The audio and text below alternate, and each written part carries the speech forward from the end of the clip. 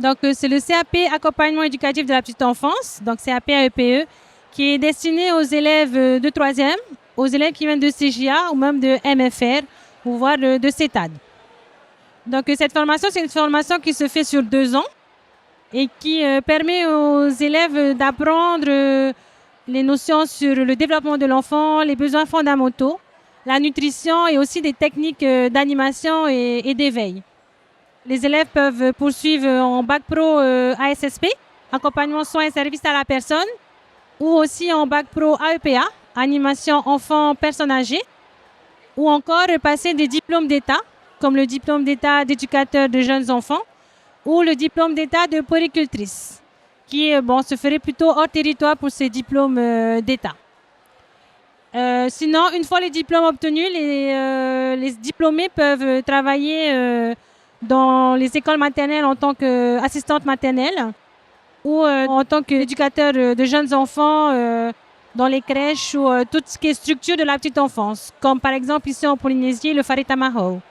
qui pourrait être une structure d'accueil aussi de nos élèves, et notamment pendant leur stage aussi.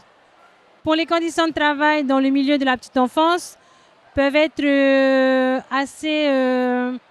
compliquées parce qu'il faut savoir gérer les imprévus ou le stress lié à des petites choses qui peuvent se passer avec les enfants, vu qu'on travaille avec des petits-enfants et c'est pas forcément évident pour tout le monde. Et les heures peuvent parfois être irrégulières dans le sens où des fois il faut travailler tôt le matin, notamment dans tout ce qui est garderie, crèche, pour permettre aux parents de déposer leurs enfants. Et aussi de savoir travailler en collaboration, notamment avec les enseignants et les parents, pour que le développement des enfants soit harmonieux et sécurisant. Donc, les conditions de réussite pour le CAP AEPE, c'est d'avoir de bonnes compétences relationnelles,